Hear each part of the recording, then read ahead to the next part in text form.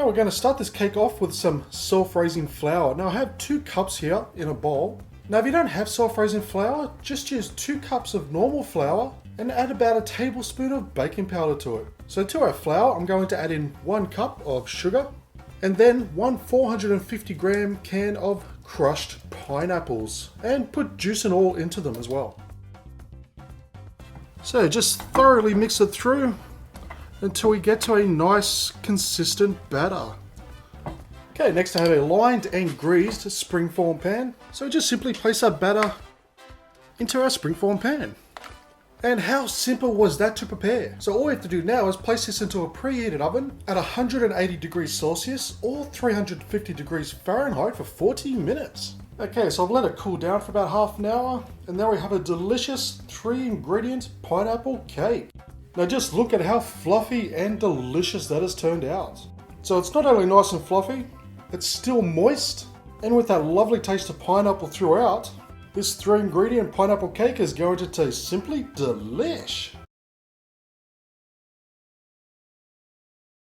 Now this is a very simple base, and it'll work with any type of pasta. And as this is just the base, feel free to add any type of herbs that you like. But what I've got now is a pot on the stove on a medium heat. So to that I'm going to add in 2 cans of diced tomatoes.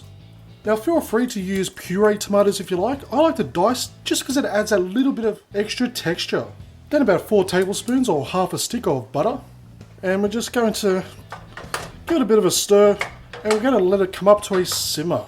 Okay, so now the butter is melted. I have 1 large onion, so I'm just going to place that right in. Now if you can't find large onions, use 2 small ones. And what I've done is cut it in half, and we're just simply going to let it sit in the sauce like so. So now what I'm going to do is I'm going to place on a lid, and I'm going to turn it down to a simmer.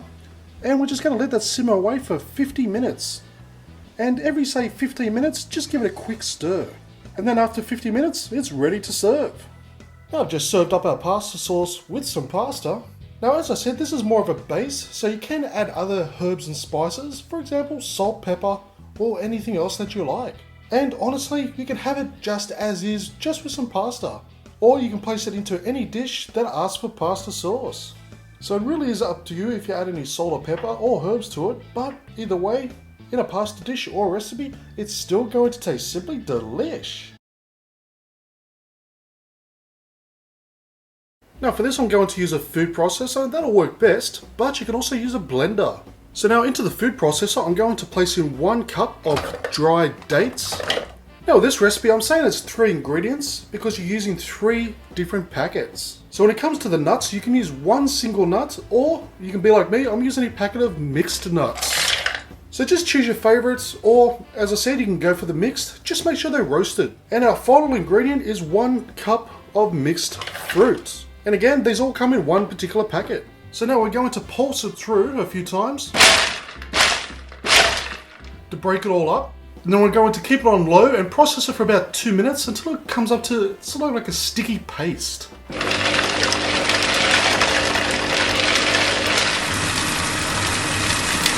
Okay, so as you can see, it's starting to form into a ball, into 1 big sticky mass. Now that's exactly how you want it, and that means it's ready. Now I've just got a lined baking tray, so we're just going to place our mixture onto the tray and just simply push it down to the desired thickness that you're after. So you don't have to fill up the whole tray. Okay, so once done, just simply place them into the fridge for a couple of hours to give it a chance to harden up. So I've just taken them out of the fridge, cut them up, and there we have some delicious and healthy little energy snacks. Now the main thing to remember about this is that the only sugar is all the natural sugar from the fruit. So there's absolutely no processed sugar in this recipe whatsoever. And I really love the contrast between the taste of the nuts and the fruit. Now I'm not a huge fan of nuts by themselves, I can't just sit there and just eat nuts.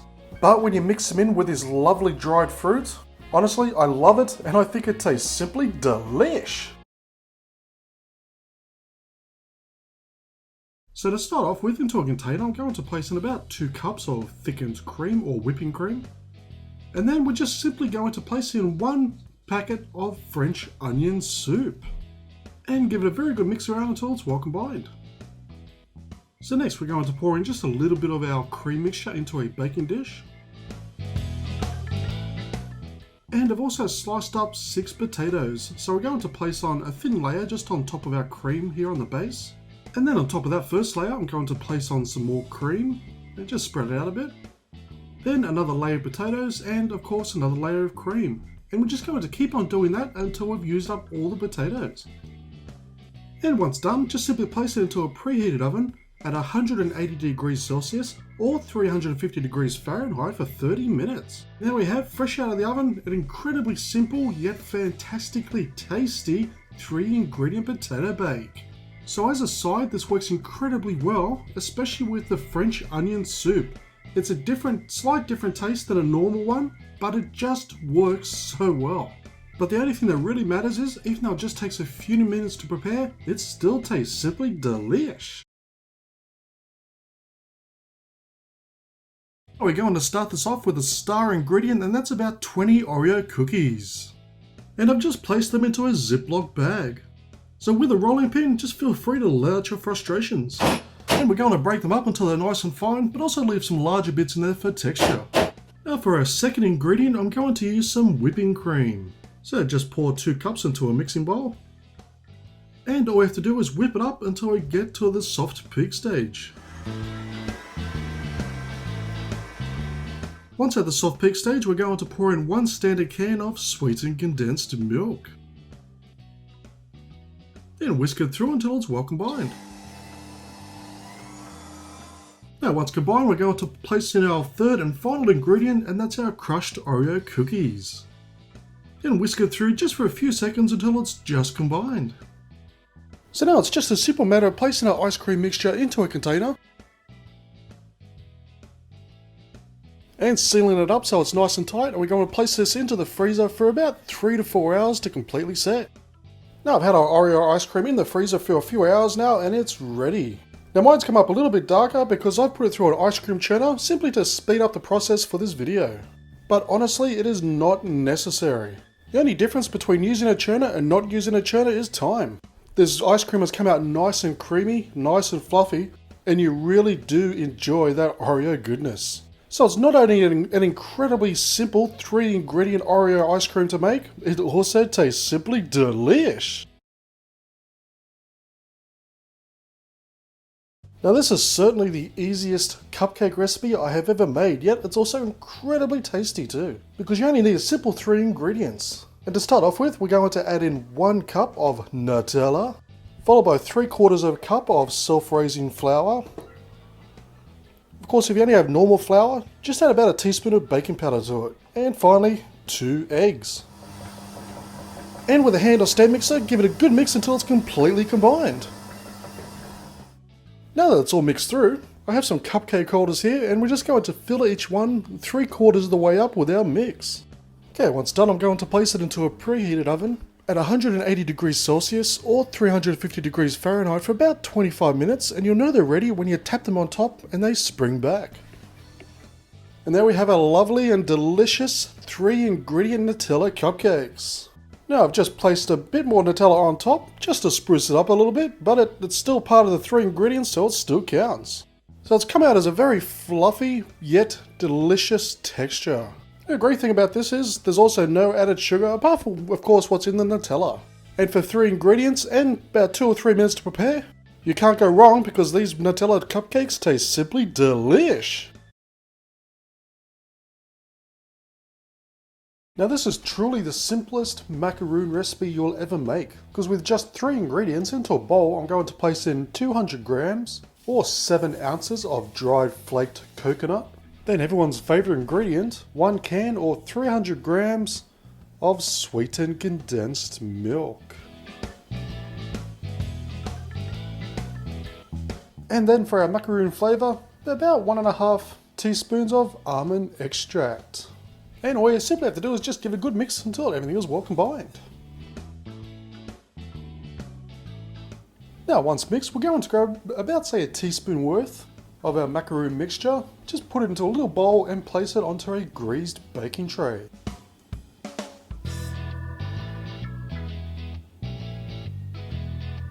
Okay, so once done, we're going to place this into a preheated oven at 180 degrees Celsius or 350 degrees Fahrenheit. And we're going to place them in for about 10 to 12 minutes, and you know they're ready when they just start to go brown on the outside.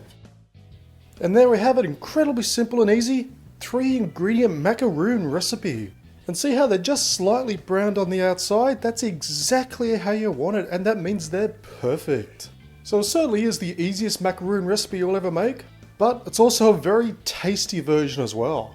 And with just 3 simple ingredients, when you get stuck into these macaroons, they're going to taste simply delish. Now for our first ingredient, you can start off with any flavour yogurt that you like. I'm going to choose a non-fat strawberry yogurt. But that's what I love about this recipe, is you can choose any flavour that you like. So you can make any flavoured pie that you like. So into a bowl, we're going to place in our strawberry yogurt. So this is about 12 ounces or about 340 grams or even half a litre of non-fat strawberry yogurt. And then on top of that, I'm going to add 8 ounces or about 300 mils of low-fat cream. Just say whipping cream or thickened cream or double cream. But try and get a low-fat one if you can, but it's not a big issue if you don't.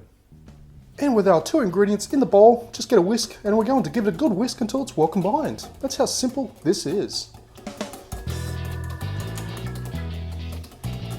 And for our final ingredient, the simplest thing that you can buy at the shops, a pre-made pie base. Now there are 2 different types. Make sure you get the sweet version because the savoury version obviously just doesn't work as well. And you'll be able to find these at any good supermarket in the freezer section. Now there's no need to defrost this base. All we have to do now is just simply pour in our yogurt and cream mixture. And lastly, this is completely optional and it is honestly not needed, but I just happen to have some frozen strawberries. So I'm just going to place some just into our pie like so. Again, completely optional, not needed. It's more of a garnish of anything because you've already got that lovely strawberry taste from the yogurt. Okay, now all you have to do is simply place this into the freezer for about a good 3 hours to completely set. Okay, so I've taken it out of the freezer. It's been in there for about 3 hours and it's set and it's ready to slice up and it looks fantastic. And it really is just a very simple 3-ingredient recipe. Now you could say adding the extra strawberries at the end was 4 ingredients, but there's already strawberries in the yogurt. I just increased them, but it's completely optional. I just like to do it because it looks a lot better, and you must agree it does. So when you go to serve it, let it sit at room temperature for about 5 minutes just to soften up slightly. And then it's ready to go and it's a fantastic cold dessert on a hot day or even a cold day. But honestly, no matter whether you add the extra strawberries or not, either way, it's going to taste simply delish. Now, if you have an intolerance for dairy, then this is a perfect recipe to enjoy your lovely fudge. Just because you can't have dairy doesn't mean you can't enjoy the lovely smooth, creamy texture of chocolate fudge. Now we're going to start this fudge recipe off with a pot on the stove, and I have this on a medium heat, just below medium, you don't want it too hot. So to that I'm going to add in 1 can, which is about 400 mils of coconut cream. And I believe that also works out to about 13.5 fluid ounces. Okay, so while it's just on that, just below the medium heat, just give it a quick stir every few seconds or so. And we just want to bring this up just to warm it up a little bit. We don't want to overheat it. We just want to warm it up. So it should take about, say, 2 minutes.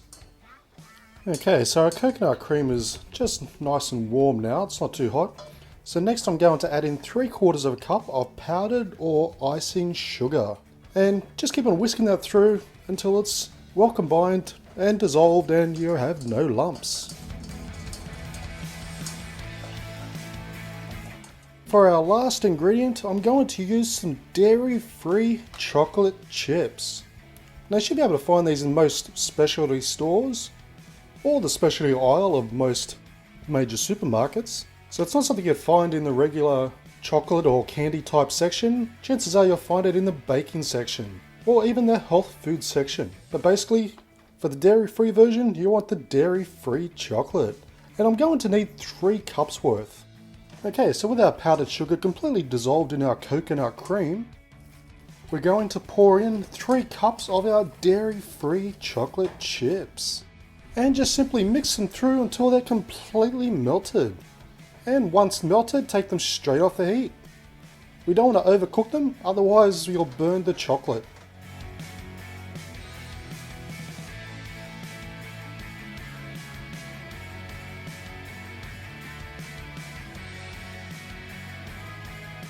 Okay, so lastly I have a baking tray here that I've just lined with some non-stick baking paper. So we're just going to pour on our delicious dairy-free chocolate fudge.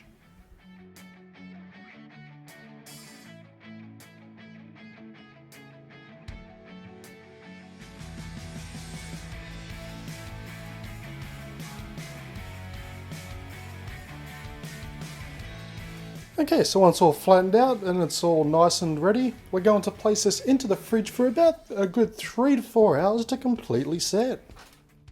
Now I've had it in the fridge for a few hours and it's very simple to cut up. Can be a little bit sticky of course, but it's very simple to cut up and place on a plate and serve. But if you don't want to serve it straight away, I suggest that you keep it in the fridge until it's ready to serve because this recipe is best kept cold.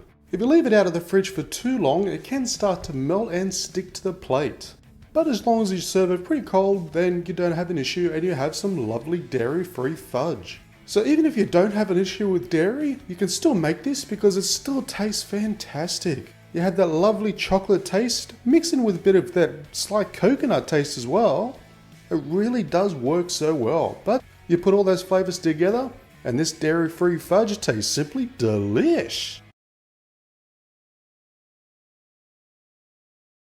With just 3 simple ingredients, this recipe is not only incredibly simple, but it's also a very healthy ice cream alternative.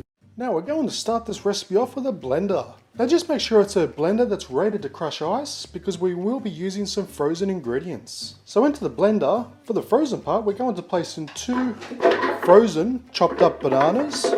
And then on top of that, we're going to add about 2 tablespoons of peanut butter, soft or smooth, that really makes no difference. And finally 1 tablespoon of cocoa powder. Now all we have to do is just simply pulse it a few times to mix everything up and then blend it for say 1 or 2 minutes until you get to a nice smooth ice cream consistency.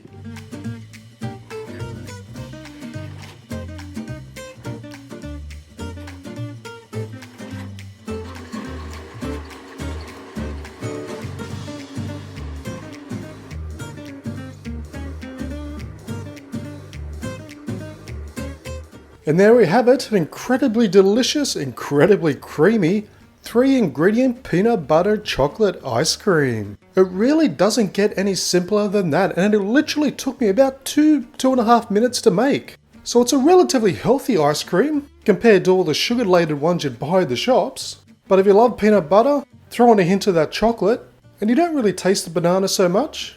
But if you want a stronger banana taste, make sure you use a riper banana, because the darker the skin, the more flavour they have. So you can really adjust it on how much banana you want to taste. But it's still lovely, still delicious and creamy, but the best thing is, it tastes simply delish. So for something quick and easy, and relatively healthy compared to other ice creams, give this a go because I know that you will love it.